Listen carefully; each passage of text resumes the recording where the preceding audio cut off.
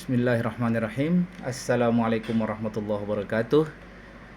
Innal hamdalillah Waalaikumsalam nahmaduhu warahmatullahi wa wabarakatuh. nasta'inuhu wa nastaghfiruh wa na'udzu billahi min syururi anfusina wa min sayyiati a'malina.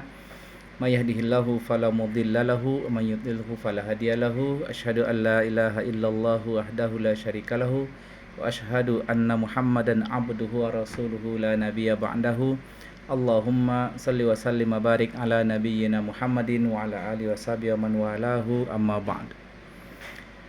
Bersyukur kita terus ucapkan terus syukur kepada Allah dalam hati. Ya Allah alhamdulillah, ya Allah alhamdulillah, saya masih Engkau berikan kesehatan, saya masih Engkau berikan nikmat hidup.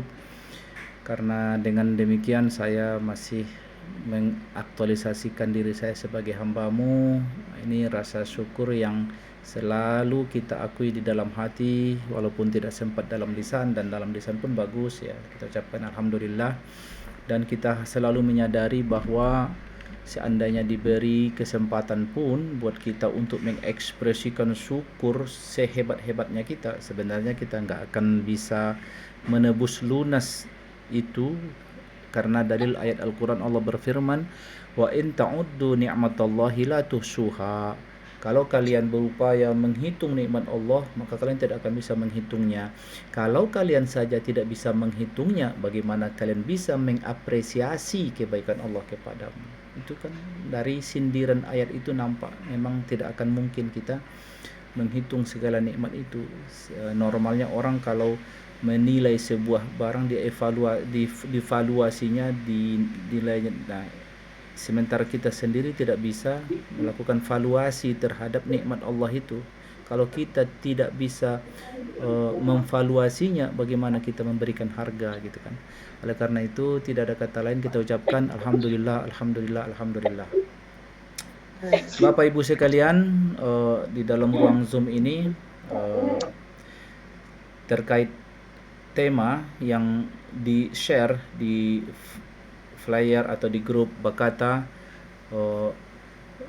temanya itu ya bagaimana sebuah amal yang sedikit, yang tidak berat tetapi hasilnya dahsyat itu. Jadi penasaran sebenarnya tema semacam itu biasa disampaikan Nabi Muhammad SAW lewat narasi-narasi hadis. Salah satu yang paling populer adalah hadis Rasulullah SAW terkait masalah fadilah mengucapkan tasbih subhanallah bihamdi subhanallahil azim. Katanya dalam hadis itu ringan di lisan tapi berat di timbangan dan paling disukai oleh Sang Ar-Rahman. Itu satu contoh. Terus apa lagi? Kalau kita sering dipopulerkan 2 rakaat sebelum subuh atau rakaat al-fajri khairum minad dunya wa ma fiha, itu juga berbuat kegiatannya ringan, yaitu 2 rakaat di waktu fajar. Itu lebih baik daripada dunia dan seisinya. Khairun minad dunya wa ma fiha. Tuh. Ini data-data hadis semacam ini sebenarnya itu bukan kata sarkas atau mungkin itu sebuah dilebih-lebihkan. Enggak, sebenarnya bahkan nih kalau kita misalnya menyimak hadis yang sering, barang siapa yang akhir kalimat yang diucapkannya la ilaha illallah masuk surga. Jadi data-data yang terkait masalah amal yang sedikit tetapi nilainya dahsyat itu memang berbasis dari data-data hadis. Nah, yang mau kita ingin pertegas sebenarnya pada saat kajian ini adalah sebenarnya kita perlu nggak memvaluasi amal. Jadi ibarat kalau kita misalnya berjual beli kan, jual beli itu kan ada barang, ada harga, ada nilai. Orang membedakan antara harga dengan nilai karena nilai ini kadang bisa relatif. Bagi seseorang harga barang yang berharga murah tetapi bagi dia sangat bernilai. Nilai itu parameternya bisa lebih banyak dari hanya sekedar harga. Malah kadang sesuatu yang kita terima tidak ada harganya tetapi besar nilainya. Seperti kalau kita menerima hadiah. Hadiah kan nggak kita beli. Kita nggak memberikan pertukaran kalau dalam hadiah. Tetapi hadiah bisa bermakna mahal karena apa?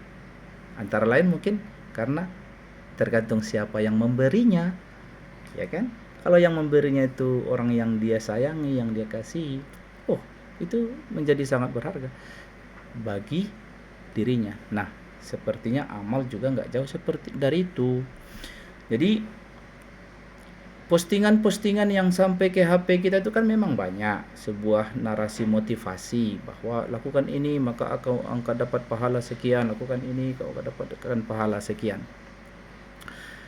Ya, memang sebahagian data hadis juga begitu kan. Seperti misalnya data hadis tentang fadilah ke masjid. Setiap langkah menggugurkan satu dosa dan menaikkan satu derajat. Dapat dua. Dapat pengguguran kesalahan, membebaskan dari sanksi dari Allah, plus ditambah lagi dapat poin peningkatan. Narasi-narasi hadis seperti itu sebenarnya bagi kita seharusnya menyikapinya gimana? Semua itu ringan kesannya, ringan untuk dilakukan, nggak berat-berat. Seakan-akan bahwa sebenarnya kalau ingin mendapatkan upah yang mahal, jadi artinya gini, kalau kamu pengen mendapatkan upah dari Allah itu, harga yang Allah itu mahal-mahal semua gitu kan. Yang kamu berikan hanya sedikit. Mengucapkan subhanallah bihamdi subhanallahil azim, mengucapkan la ilaha illallah, melangkah ke masjid, baca Quran juga contohnya seperti satu huruf satu kebaikan dikali 10. Ada lagi data hadis, bahkan orang yang membaca Quran yang mahir bacaannya maka bersama para malaikat. Orang yang baca Quran walaupun mungkin salah-salah, hurufnya nggak benar, tajwidnya jauh, harokat fathah domah atas bawahnya juga mungkin terbalik-balik, masih dihargai, dia dapat 2 pahala. Falahu ajran. Jadi Allah selalu membayar kita dengan mahal. Cuma permasalahan yang ingin saya tekankan lagi bahwa ini amal yang sebanyak itu tadi harganya, banyak tadi harganya macam-macam kan, tapi itu bisa menjadi sia-sia kalau tidak ikhlas kan. Jadi perumpamaan orang matematika, 0 sebanyak apapun 0, kalau nggak ada 1 maka 0 tidak berharga. Katanya ya kalau 1 0 dikasih 1 10, tapi 0 berderet 6 biji nggak akan jadi 1.000.000 tanpa angka 1-nya. Orang mengumpamakan ya 1 itu ya ikhlas, artinya mengharap sesuatu hanya kepada Allah. Nah, poin ini yang mau kita fokuskan.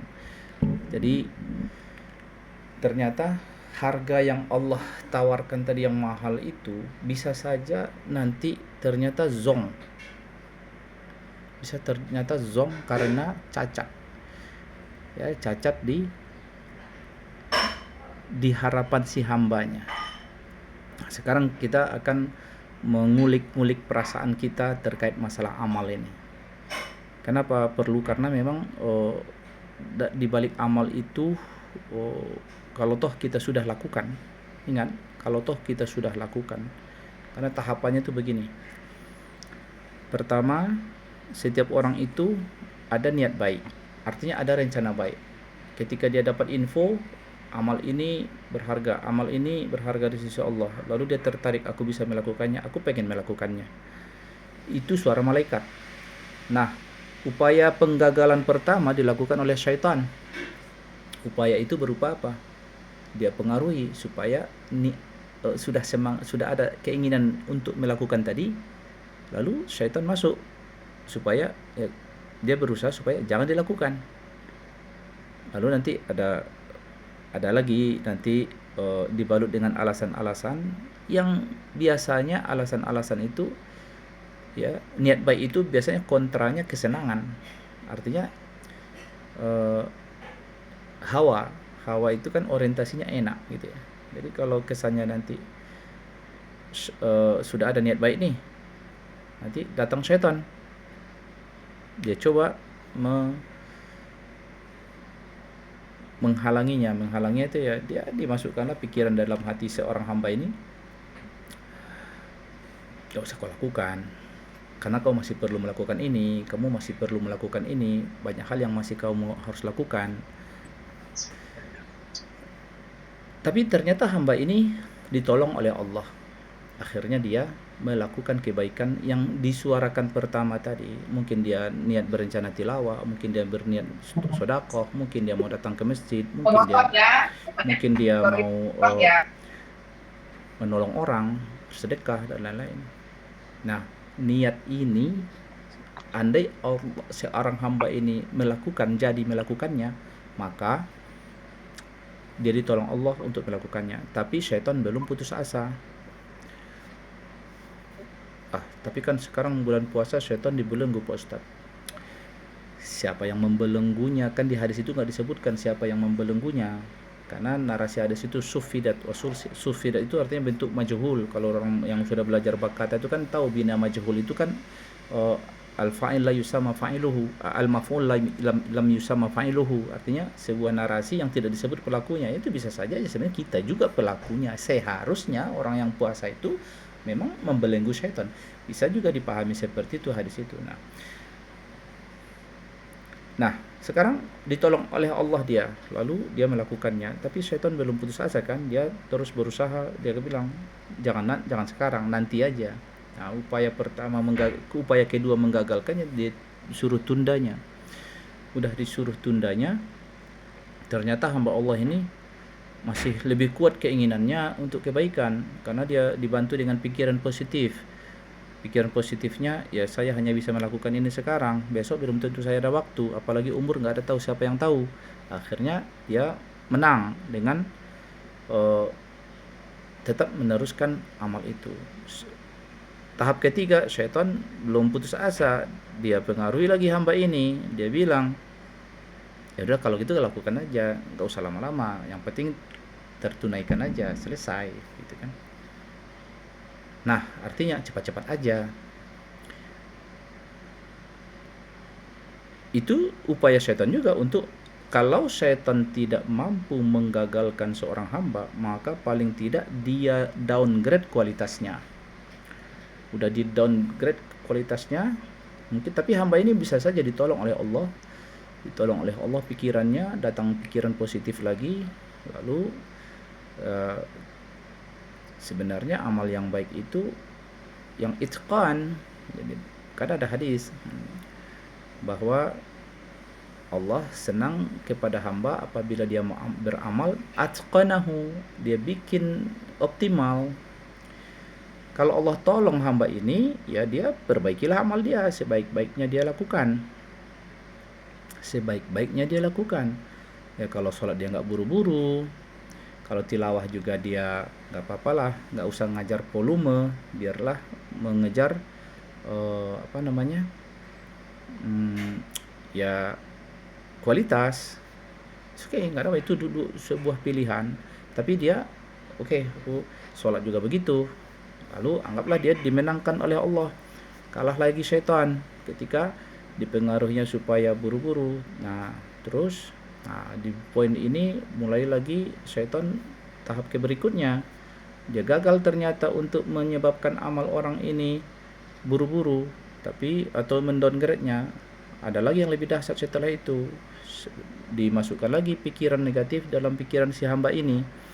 Hamba ini dibikin berpikir bahwa dikatakan kau pasti dapat pengakuan dari orang sekitarmu. Kamu tuh orang yang soleh, kamu tuh orang yang kuat beramal.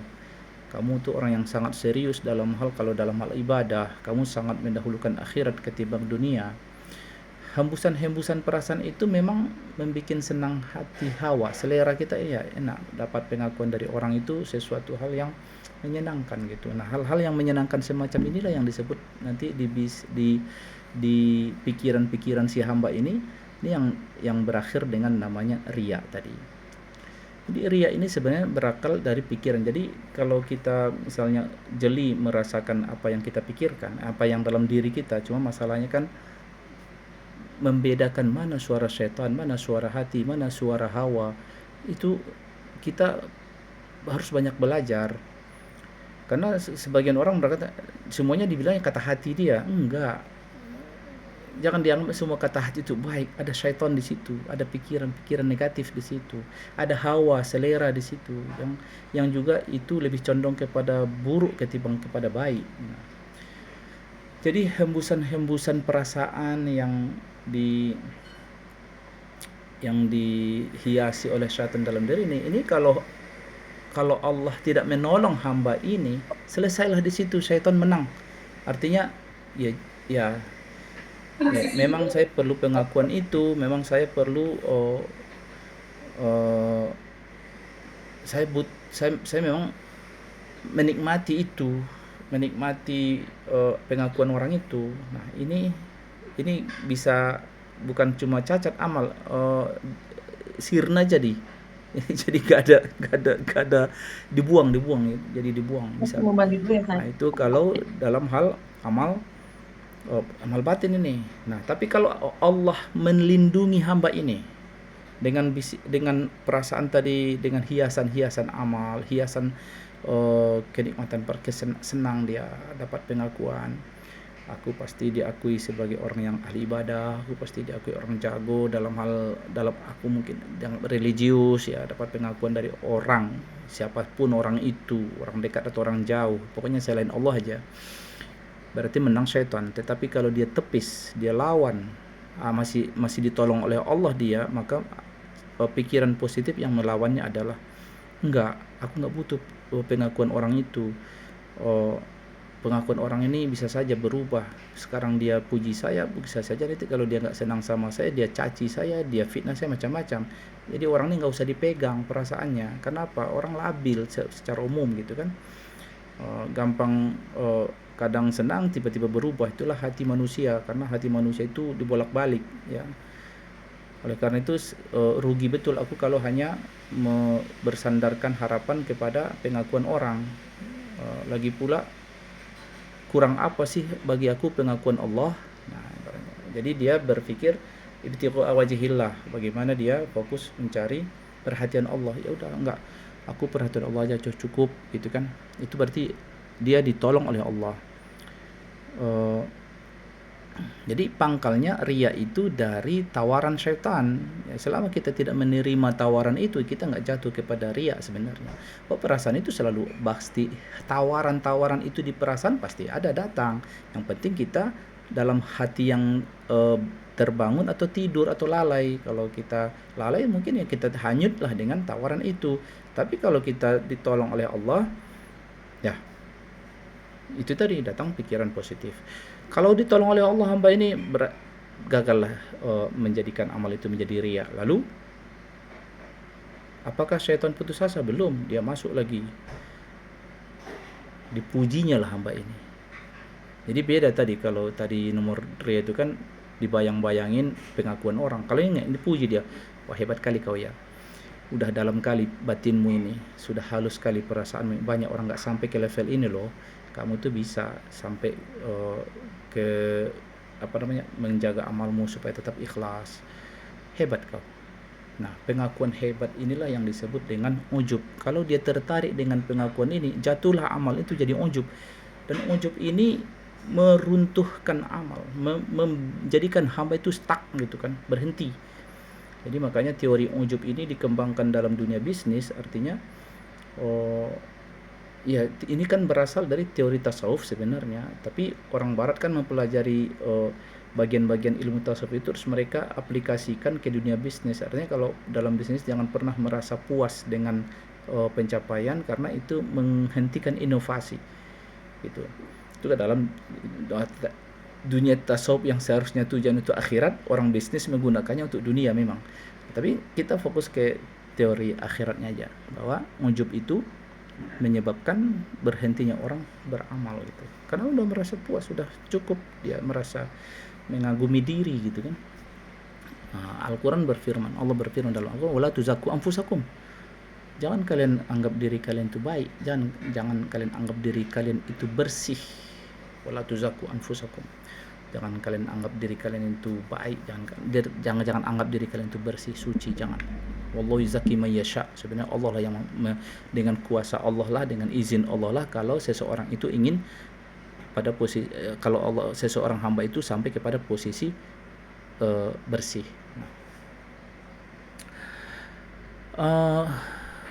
Jadi lanjutannya begini, syaitan tadi udah sampai ke level sampai ke level menyebabkan hamba ini ujub misalnya. Kalau Allah melindungi hamba ini, maka bagaimana pikiran yang terjadi padanya? Maka dia bilang, enggak, aku sampai ke level ini bukan karena prestasiku, enggak ada. Aku karena dimudahkan oleh Allah saja. Aku dimudahkan dengan lingkungan, mungkin lingkunganku banyak orang-orang baik, aku dapat orang sekitar yang selalu mengangkatkan yang baik, ya keadaan ini Allah yang merencanakan, bukan aku. Karena bisa saja orang yang di sana, yang jauh dari Allah, aku juga nggak boleh merasa sombong di hadapan dia. Bisa saja memang dia kondisi dan keadaan dia lebih berat, karena kalau seseorang itu sampai ke level melakukan dosa itu, bisa saja memang Allah mengkondisikan dia ke sana sehingga dia berat untuk dan jatuh kepada dosa, dan aku dilindungi oleh Allah, jadi aku nggak ada peran di situ. Kalau tuh aku dianggap soleh, nggak ada prestasi, karena Allah mudahkan aku di sini, jadi aku nggak ada peran, jadi nggak pantas aku mengakui kehebatan diriku. Aman dia, selamat dia dari pengaruh setan. Akhirnya masuk lagi pengaruh setan yang berikutnya. Dia bilang, wah hebat kali batin kau nih ya, susah pula kau memang dipengaruhi ya. Kau berarti keadaan batin itu sudah begitu dekat kepada Allah. Kau tuh sudah mendekati level wali, jangan-jangan kau nih. Kau nanti pasti akan mendapatkan pengaruh dari amalmu itu. Pengaruh dari amalmu, barokahnya. Ya, karomah, akan nampak karomah pada dirimu. Doamu akan terkabul. Kalau ada orang niat jahat sama kamu, maka orang itu celaka. Kamu dihina-hina orang, malah orang menghinamu yang dapat kualatnya. Karomah. Dan itu paling disukai oleh hawa, paling disukai oleh selera. Oh iya, hebat. Sesuatu yang jarang orang sampai ke level itu berkat ibadahnya. Apalagi juga ada pembenarnya dalam hadis, man adali waliyan azantuhu bil harbi. Barang siapa yang memusuhi waliku, aku nyatakan perang terhadap orang yang memusuhinya. Ya. Terus memang kadang memang diinginkan sesuatu buah amal di dunia semacam itu. Karena apa? Kan senanglah doa dikabulkan. Kalau ada orang yang jahat sama dia, orangnya celaka. Apapun yang dia inginkan dia dapatkan, misalnya kan gitu. Banyak orang memuji dia, banyak followernya misalnya, kan bisa juga itu berupa karomah kan. Nah, tapi kalau Allah melindungi, kalau dia memang menyenangi hal itu, maka selesailah. Berarti akhir dari amalnya memang mengejar kesenangan itu juga. Na'udzubillah min zalik ya. Ya artinya kan perolehannya di dunia aja, berarti target dia. Kalau dia mengakui itu, dia menerima tawaran itu. Tapi kalau dia menolak pengaruh syaitan itu, insya Allah Allah tolong dia. Bagaimana cara Allah menolong dia? Ya ada lagi pikiran positif di hatinya. Enggak, bukan karomah itu yang mau Allah kasih aku karomah atau tidak Allah kasih. Enggak, aku hanya butuh diakui oleh Allah sebagai hamba saja, cukup. Inilah peranku sebagai hamba gitu kan. Jadi enggak, karena kalau aku inginkan itu nanti ya, lagi-lagi aku menginginkan kesenangan dunia yang sementara yang akan habis gitu kan, akan selesai gitu kan. Sehebat-hebatnya orang bisa berjalan di atas air, bisa menghilang dari pencarian musuh, itu di dunia. Ya kan? Artinya itu pencapaian di dunia saja, nggak akan dibawa ke akhirat. Kalau dibacok kebal gitu kan, misalnya, itu dapat dirasakan di dunia, didatangi orang dari berbagai penjuru. Kalau itu sebuah yang menyenangkan bagi dia dan memang itu dianggapnya sebuah hasil buah amalnya, ya itu lagi-lagi itu adalah di dunia ini sebenarnya akan kita tinggalkan juga itu. Maka dia berpikir positif begitu, berarti Allah tolong dia. Terus kalau Allah tolong dia seperti itu, lalu syaitan putus asa, belumlah, masih ada lagi tahap berikutnya upaya syaitan kepada perusakan amal ini. Apalah bisikan bisikan syaitan itu. Kalau kayak gitu memang kau nggak butuh amal nih, betul kan? Memang kita nggak butuh amal nih, berarti artinya Allah juga nggak butuh, memang karena Allah nggak butuh amal hambanya. Kalau ditanya apakah butuh hamba ini semua amal Allah terhadap amal hamba, kan enggak. Seandainya semua hamba ini patuh semua, nggak akan menambah kemuliaan Allah juga, Allah tetap mulia. Kalau seandainya semua hamba ini durhaka semua, apakah tersinggung Allah? Enggak tersinggung juga. Kalau jatuh harga diri kehormatan Allah, enggak, Allah tetap terhormat, Allah tetap mulia. Jadi emang Allah nggak butuh amal, berapa lah amal-amal ini. Nah, begitu bisa jadi begitu. Artinya gini, kalau memang sesungguhnya Allah nggak butuh amal ini, ngapain kau capek-capek sholat? Ngapain sholat sunat sampai 20 rakaat? Kenapa kau capek-capek khatam Quran 2 kali dalam sebulan? Kenapa kau harus capek-capek ribuan kali berzikir? Kenapa kau harus capek-capek banyak mengeluarkan sedekah? Kenapa harus banyak kau begadang karena urusan ibadah? Kalau memang Allah kan nggak butuh sebenarnya. Mungkin kalau pas tadi syaitan udah berhasil di tahap tadi itu, mungkin ada orang mungkin aku ini udah sampai ke level hakikat, aku nggak butuh sholat lagi, aku nggak butuh ini lagi, karena aku udah sampai ke level tertentu. Itu mungkin udah menang syaitan pada dirinya itu. Artinya ya dia nggak sholat lagi, karena memang Allah nggak butuh sholat, ini pikirnya kali ya. Ya enggak. Tapi kalau dilindungi oleh Allah hati seorang hamba ini, maka yang berkata di hatinya adalah, betul, Allah nggak butuh sholat ini, tetapi aku yang butuh. 2, aku melakukan ini mau ditawarin ada pahalanya atau tidak ada pahalanya atau gimana pun, ya tugasku seorang hamba, ya hamba ya disuruh ya aku lakukan. Karena ini disuruh Tuhanku, sudah, kalau disuruhnya aku lakukan, aku hanya menjalani kepatuhan saja. Jadi nggak lebih, karena disuruh ya aku lakukan. Karena aku kan hamba, aku tidak punya daya tawar apapun di hadapan Tuhan. Aku ini siapa gitu.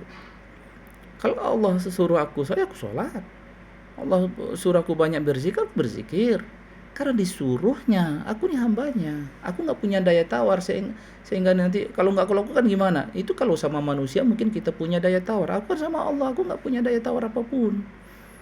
Jadi kalau disuruhnya ya aku lakukan. Jadi cukup di dalam hatiku, kenapa kau lakukan ini? Ya aku disuruh, sudah. Bahkan seandainya ada kau nanti kalau nggak diterima gimana? Amalmu sudah capek-capek kau, terus amalmu tidak diterima. Kan aku nggak bisa mendikte Tuhan. Kan aku disuruhnya melakukan, ya aku lakukan. Masalah dia terima atau tidak, itu urusan dia, urusan Allah, urusan Tuhanku. Aku nggak bisa maksa-maksa juga. Emang siapa Tuhan? Terus aku kalau nggak diterima nanti terus aku pundung gitu, ya kan? Enggak. Jadi udah, tugas kita memang kalau disuruh gitu, udah disuruh lakukan sudah. Nah, sehingga seharusnya masalah diterima atau tidak diterima itu sebenarnya nggak urusan kita. Kita lakukan saja amal ini apa adanya, karena disuruh kita lakukan gitu. Jadi mau sedikit mau banyak, ya udah karena disuruh gitu. Jadi level tertingginya pada akhirnya ternyata yang tidak bisa digagalkan oleh syaitan di dalam hati manusia itu kalau seseorang melakukan amal karena disuruh. Kan dia hamba. Dia nggak sedang mencari naik tingkat derajat mau seperti piramida semakin ke pucuk. Enggak, itu nggak masalah level. Ini siapalah hamba nih. Itu kan. Nah, jadi sehingga pada akhirnya yang menyebabkan amal itu berharga kan ternyata ilmu si hamba ini tentang dirinya, tentang amalnya. Makanya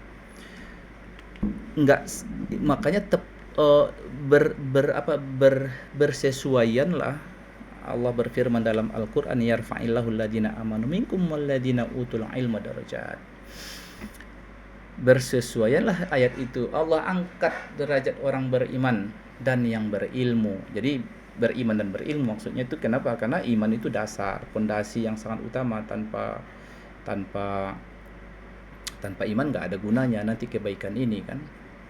Jadi Allah mengangkat derajat orang yang beriman dan yang berilmu. Jadi kalau beriman saja isi pikiran kosong, pemahaman terhadap diri nggak ngerti, hakikat hubungannya dengan Allah dia nggak paham. Nah, yang tujuannya ilmu itu dianugerahkan, kalau apa yang menyebabkan ilmu ini bagi hamba itu berharga? Apa yang menyebabkan ilmu ini hubungan kita dengan Allah itu berharga? Ya, karena kita tahu diri. Ma'rifatun nafs. Kita mengenal diri kita. Jadi kalau misalnya ada kemarin orang bertanya, Ustadz, sebenarnya level orang yang intelek dengan yang tidak intelek melakukan kesalahan itu apa sama di sisi Allah? Ada orang intelek, ya mungkin sarjana, doktor, profesor, tingkat penelitian dia udah ke level langit gitu kan. Sementara ada orang ya nggak sekolah formal, SD pun tak tamat gitu kan, pemahaman dia terhadap sesuatu cetek banget, baik urusan dunia apalagi urusan akhirat misalnya. Apakah itu sama di hadapan Allah? Saya bilang tetaplah derajat orang yang berilmu lebih tinggi daripada orang yang tidak berilmu. Tapi terus saya tanya lagi, apakah ilmu itu harus ilmu agama, Ustaz? Terus aku bilang, ya dalam pemahaman syariat, dalam pemahaman Islam ya ilmu yang paling mulia itu ya ilmu yang menyebabkan seseorang itu makin takut kepada Allah. Masalahnya banyak orang semakin intelek semakin tak takut kepada Allah. Semakin banyak bacanya, semakin dalam penelitiannya, semakin jauh teori berfikir dia, tetapi dia semakin tidak takut kepada Allah. Nah, bagi kita bukan ilmu yang bermanfaat itu.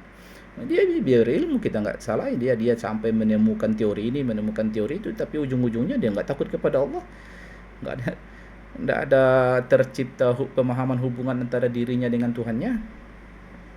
Lalu dia meremeh-remehkan orang ini semua karena intelektualitas dia. Saya berpikir enggaklah itu lebih baik daripada seorang hamba yang sederhana tapi dia semakin sedikit pun ilmunya tapi dia takut kepada Allah, takut azab Allah, takut dia sama Allah. Akhirnya dia melakukan sesuatu amal walaupun sedikit. Karena ilmu yang baik itu ya ilmu yang membuat orang takut kepada Allah, karena Allah hamparkan bumi ini untuk mengenal Allah gitu. Nah, cuma ada juga kata dari kalangan tasawuf itu sebuah kalimat man arafa nafsa faqad arafa rabbah.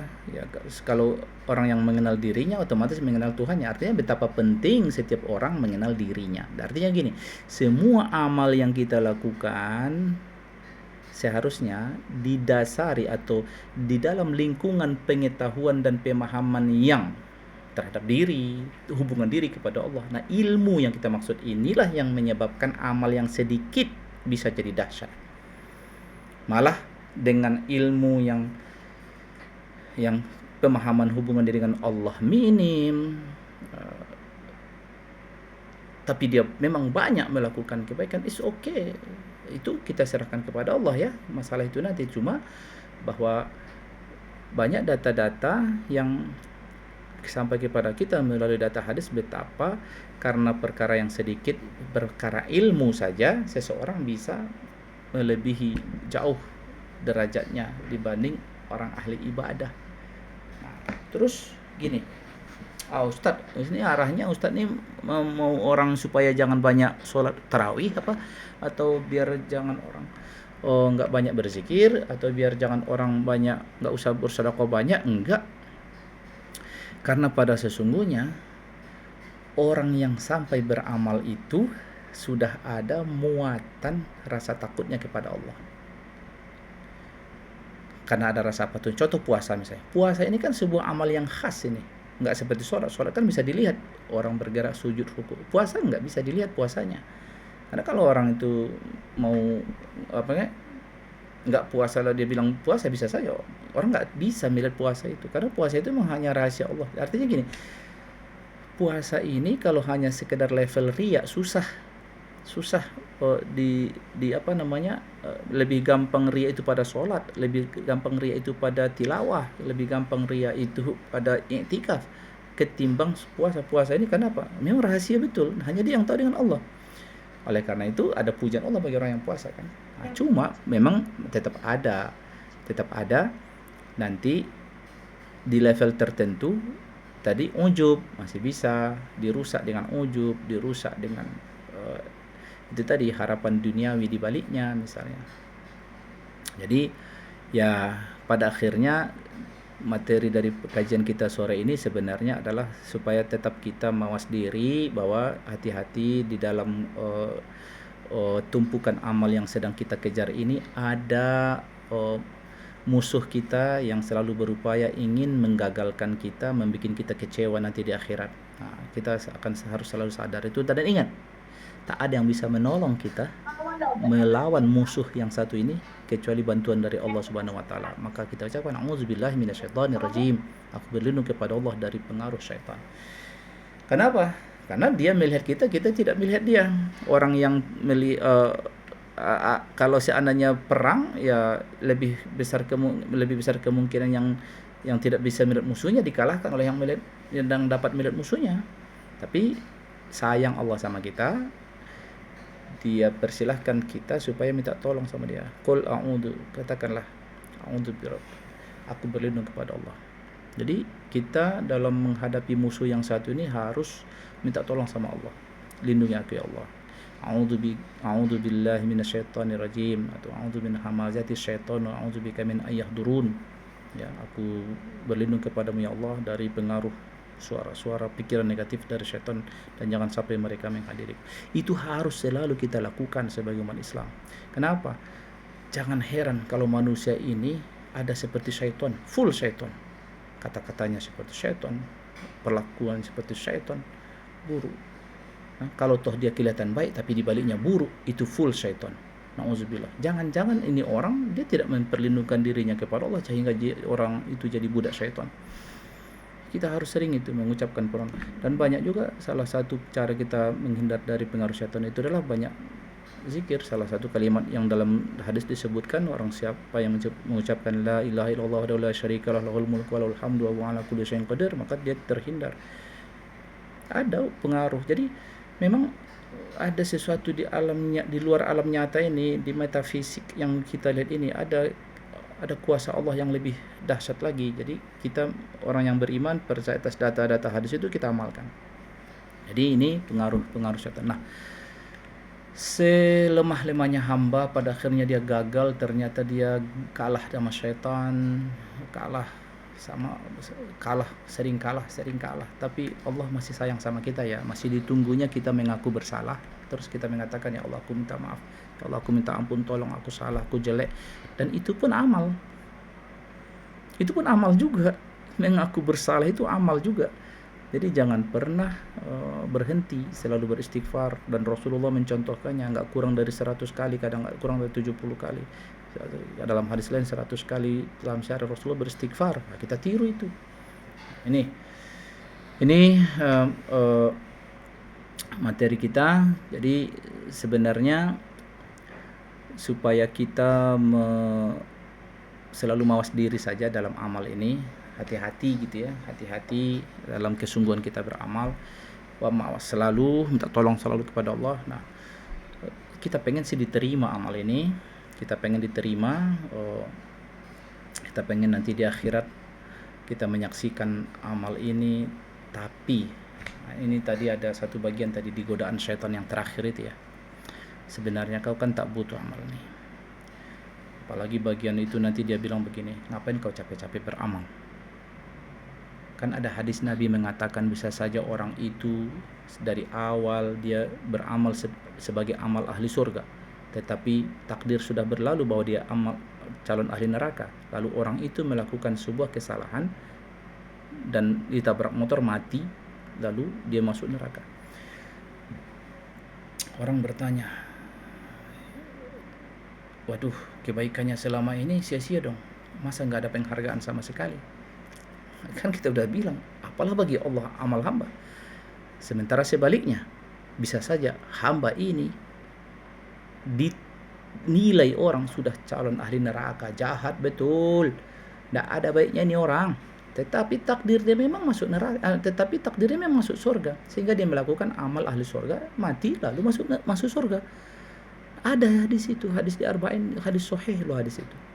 Artinya kan syaitan bisa masuk dari data hadis itu. Ngapain kalau kayak gitu, kau pasrah aja, nggak penting baik entah surga entah nanti aja. Jadi fatalitas itu kan, fatality dia.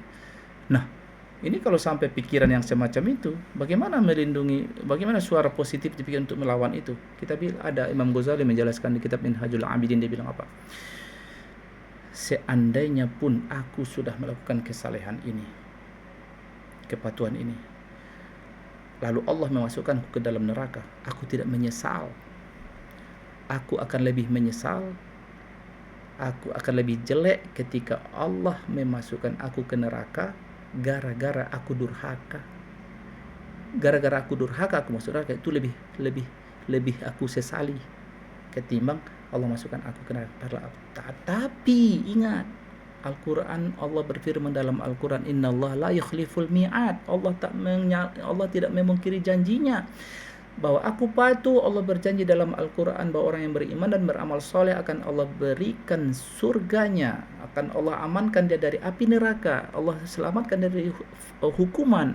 Itu yang aku yakini, karena Allah berjanji begitu. Gak mungkin Allah itu menyalahi janjinya.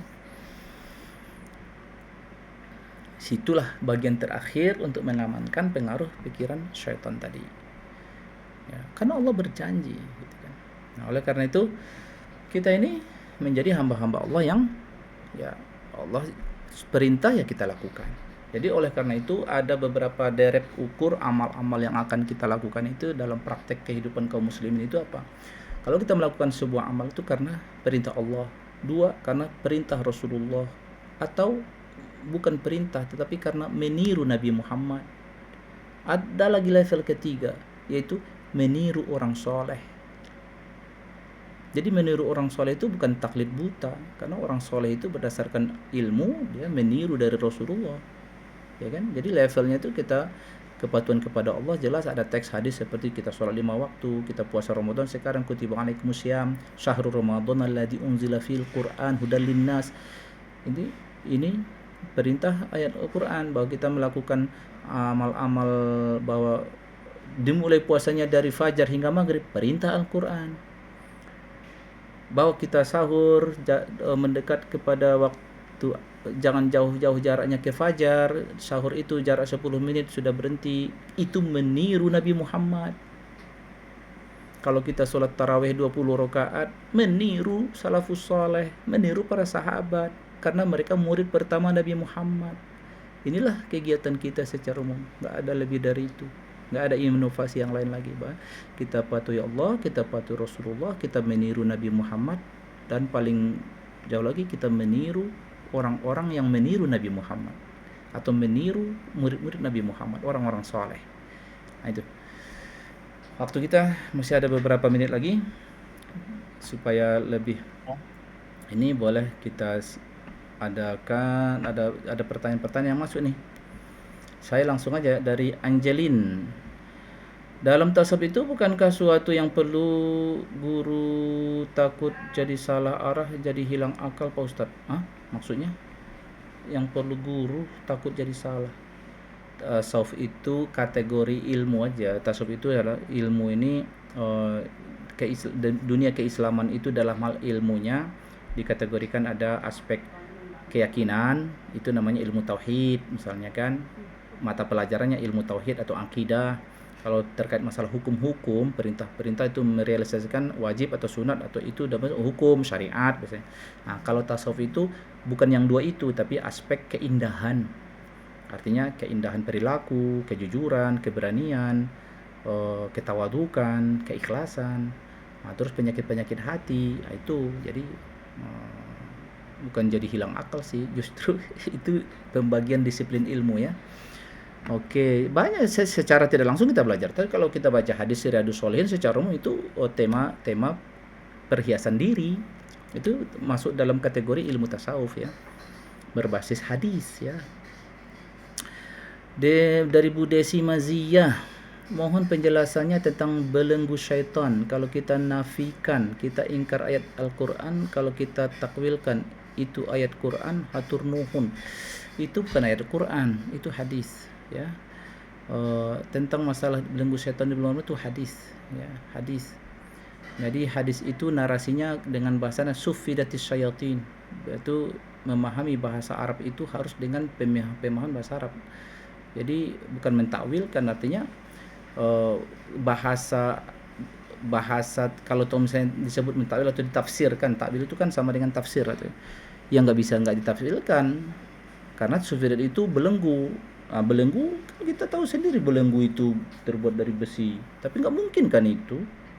Dan pula membelenggu syaitan yang terbuat dari api kan gitu. Itu hadis ya, itu hadis. Tapi mau tak mau ada maksud yang dikehendaki Rasulullah di situ gitu kan.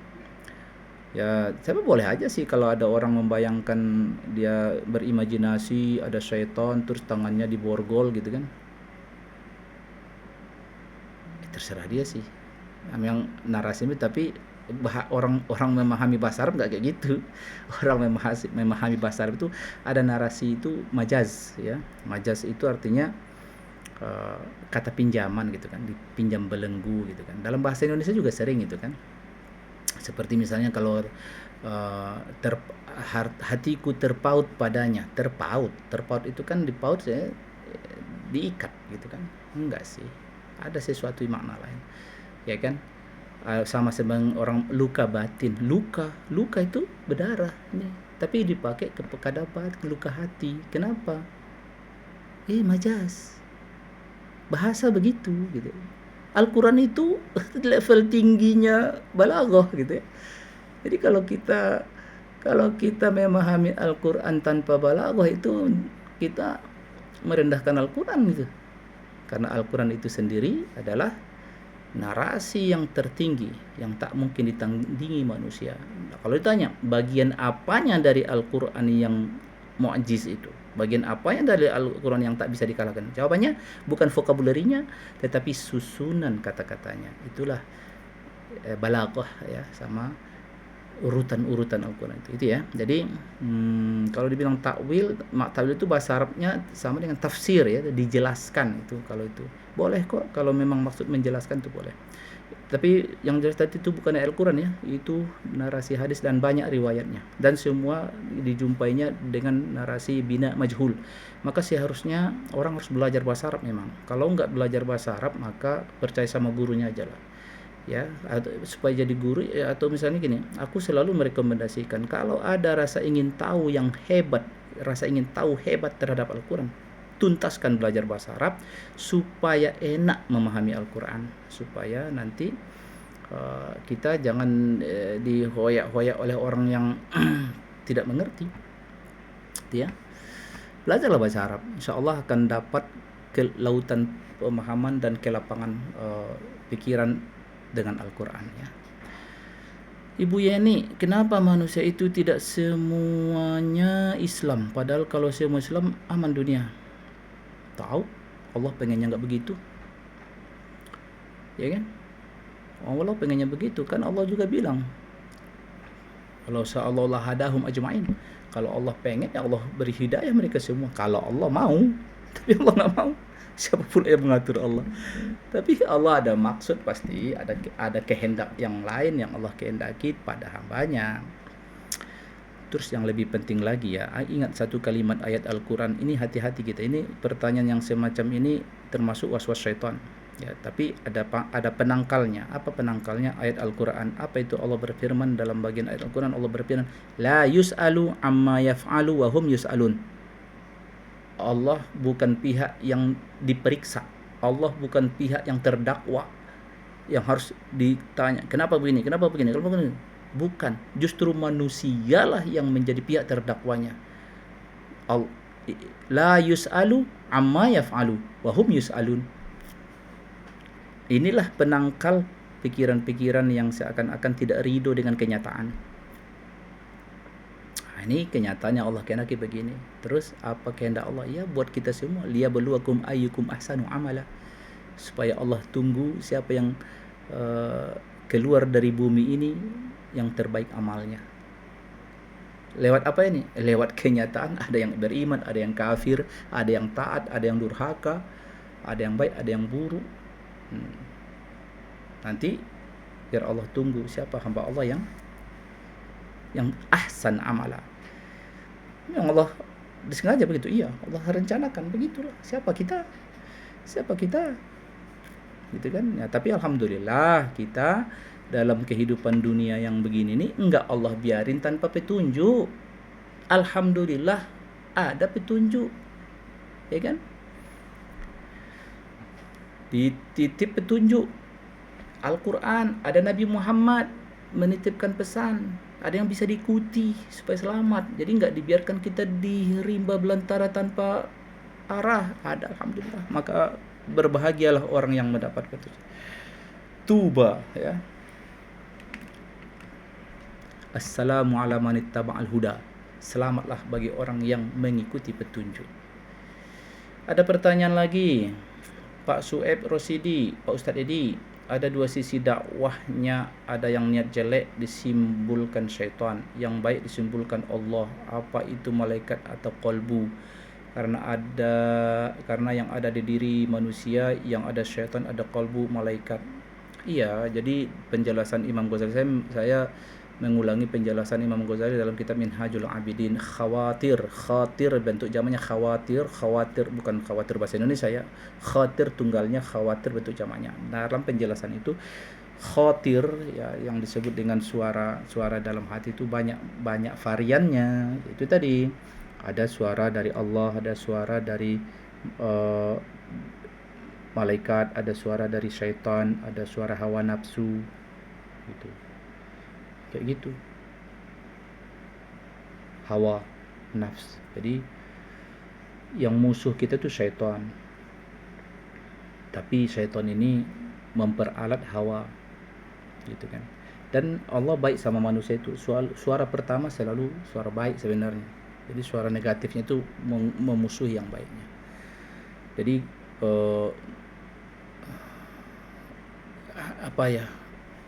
betapa kalau kita tidak mengerti mana suara ini, mana suara itu, betapa ngerinya jadi manusia itu kan. Bayangkan kok tiba-tiba kan kayak ada orang kemarin beritanya seorang brimob membunuh anak gitu kan. Itu kan nggak ada, itu udah full syaitan itu udah full syaitan yang membunuh ya, sampai ya semua perbuatan dosa itu udah syaitan sebenarnya.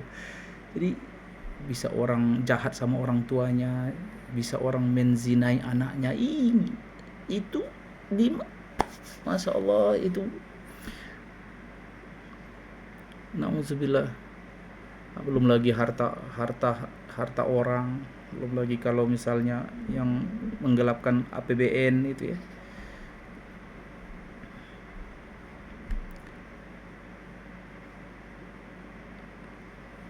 Ada hawa, ada kesenangan di dalam diri. Nah ini godaan kita yang terbesar itu kan kesenangan dalam berbagai hal, kesenangan dalam, kalau orang yang tak punya harta mungkin kesenangan dalam hal amal ibadah. Orang yang punya harta mungkin kesenangannya ingin banyak, ya kan. Orang nggak punya harta, nggak punya amal, mungkin popularitas. Ada aja, selera itu luas sekali, sehingga dari dimensi manapun syaitan memasukinya. Jadi nggak ada yang aman kita nih, karena musuh itu nyata sekali.